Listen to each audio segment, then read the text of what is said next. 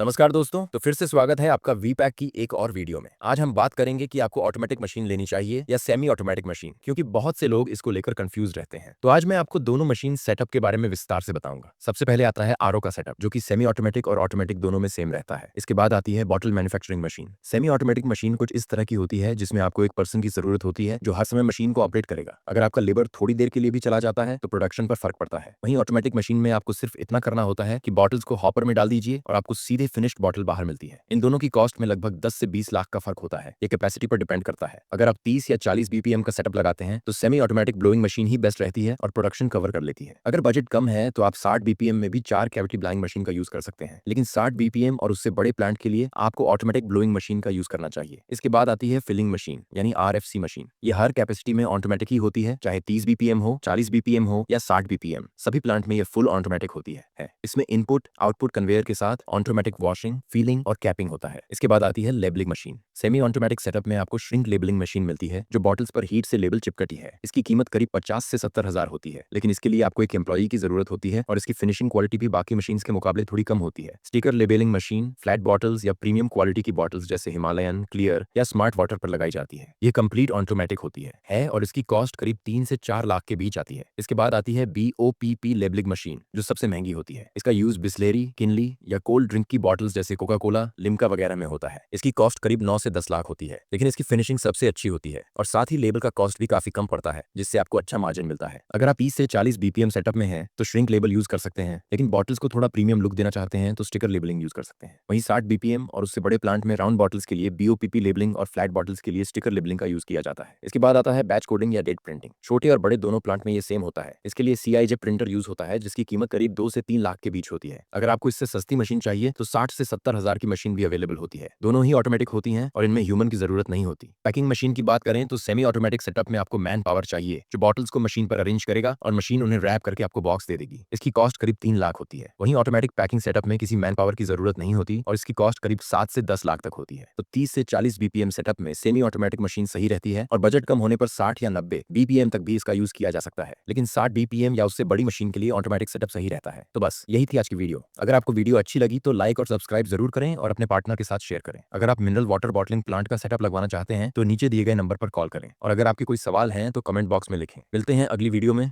तब तक के लिए धन्यवाद।